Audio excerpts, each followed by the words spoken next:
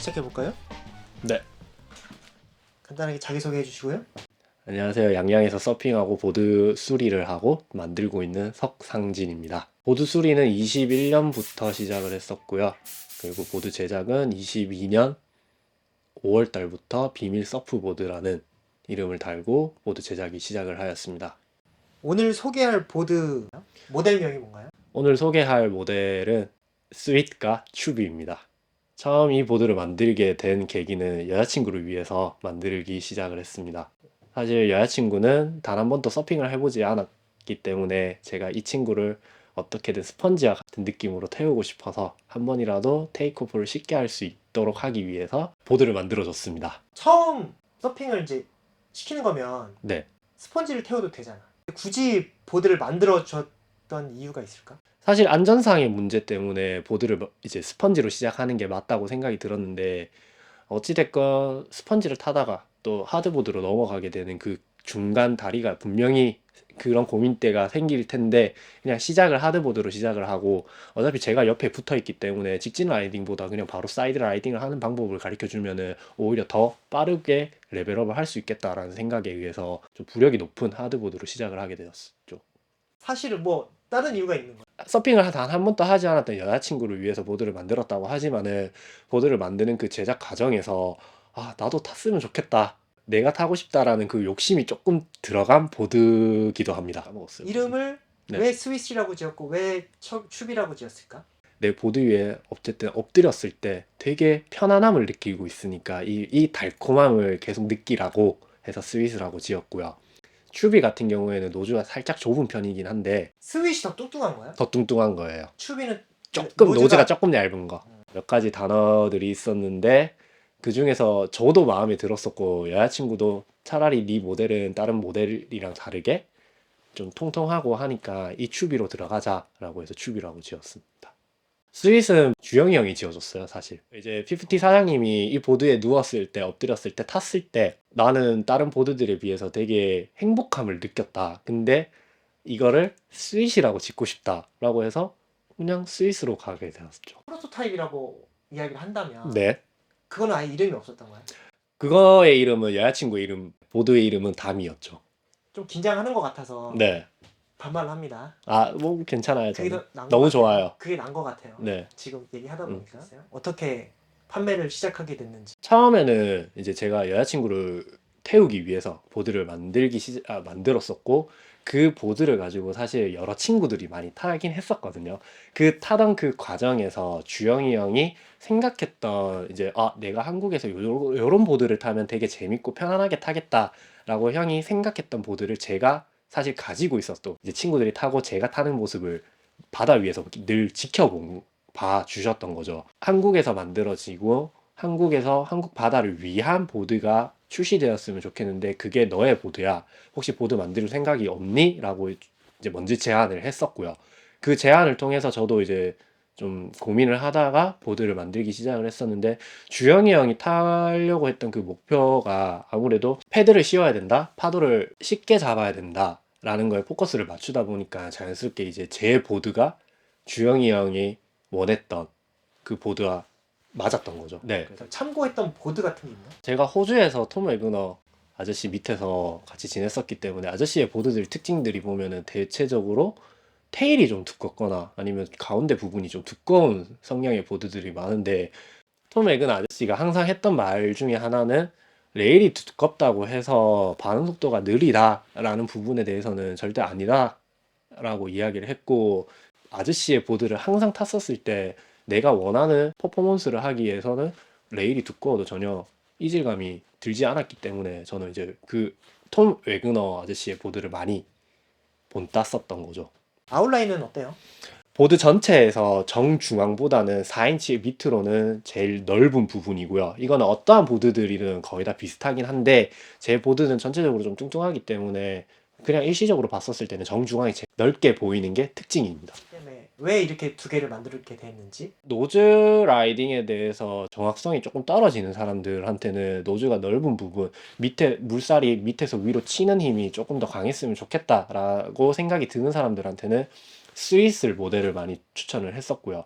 노즐을 밟히는 건 조금은 어렵겠지만은 그래도 스피드감을 죽이고 싶지 않다라고 하면은 추비 모델을 선택을 하는 게 맞는데, 데모 보드를 선택을 타보면서 내가 좀 더 편한 보드, 익숙한 보드의 쉐입을 가진 애들을 선택하면 되기 때문에 노즈의 두께도 달라?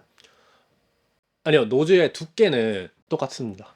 그러면 락커를 얘기해 볼까? 노즐 락커 같은 경우에는 다른 보드들처럼 평균적으로 올라가 있지만 조금 더 올라가 있는 편이고요. 테일 락커는 이제 로깅을 하기 위한 보드들 같은 경우에는 테일 락커가 상당히 좀 많이 올라가 있는 형태인데, 그 형태와 동일하게 거의 비슷하게 올라가 있는 편입니다.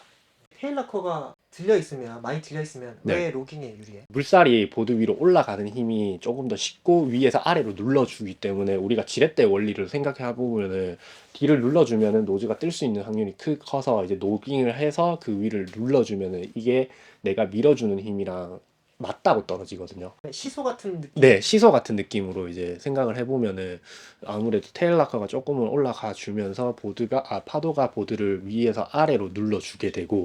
특이했던 게 그 바닥에 컨케이브가 네, 길이 방향으로 네. 싱글로 일자로 쭉 뚫려 있잖아. 네. 혹시 이거는 어떤 의도를 갖고? 호스 입구를 좁힌 상태에서 우리가 물의 속도를 보게 되면 더 빠르고 압력이 증가하게 되니까 노즈 컨케이브가 들어가 있고, 그 다음에 물 이제 가운데서부터 핀박스 테일까지 얇고 길게 이제 컨케이브가 파져 있는데, 처음에 이제 물이 바닥에서 유입될 때 물이 양이 많이 유입이 된 상태에서 그 한쪽으로 하이드로 펌프 같은 역할인 거죠. 물이 한 번에 그 안쪽으로 모여서 쭉 나가라라고 이야기를 하거든요. 그 이유가, 내가 물살의 힘이 점점 세지게 되면은 내가 보드 위에서 발을 얹지더라도 조금 더 단단한 느낌, 안정감을 많이 느끼게 돼요. 그렇게 물살이 갑자기 좁아진 상태에서 물살이 빠져나가게 되면은, 그러면 속도도 자연스럽게 조금 더 빨라지게, 물을 뱉어내서 속도를 더 얻는. 네, 속도를 더 얻는다, 이런 식인 거죠.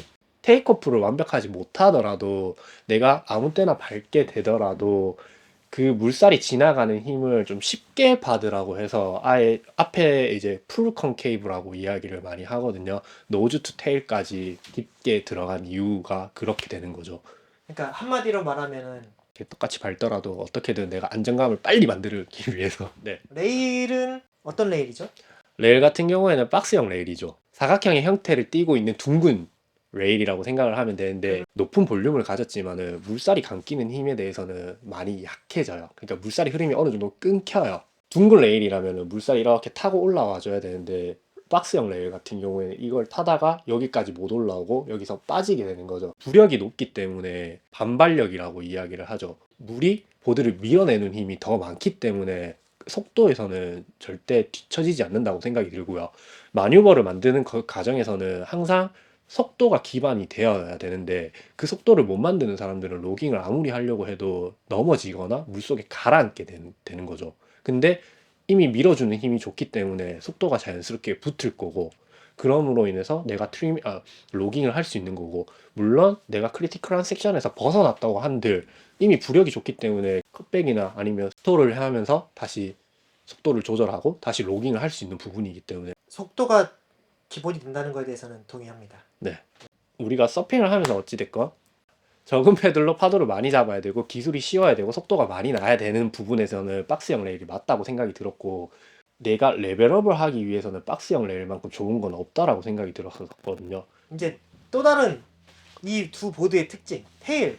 프로토타입의 보드를 만들면서 사실 제가 타고 싶어하는 욕심이 좀 더 컸었거든요. 그럼 여자친구를 위한다는 말은 거짓말이잖아. 포장을 하고자 하면은 이 보드를 가지고 깡패가 될 거야 라는 욕심이 좀 있었거든요. 많이 잡겠다 라는 욕심이었던 거죠. 근데 제가 아무래도 숏보드를 타던 영향들이 좀 크다 보니까 반응성을 만들고 싶었고, 그 반응성을 만들기 위해서는 테일에 있는 볼륨을 어느 정도 줄여주면은 핀 윗부분을 밟았을 때 그 반응성도 어느 정도 쉽게 따라오니까, 퍼포먼스를 탄 사람들이 싱글핀을 넘어오게 되면은 몸이 먼저 반응을 하는 성향들이 있었는데 많이 넘어지게 되죠. 내가 이만큼 돌렸는데 보드가 안 따라서 내가 물에 빠지는 경우가 굉장히 많아요. 근데 급격하게 꺾어볼까? 하드 엣지와 그리고 볼륨을 줄이려고 급격하게 꺾이는 쉐입을 많이 만들었죠.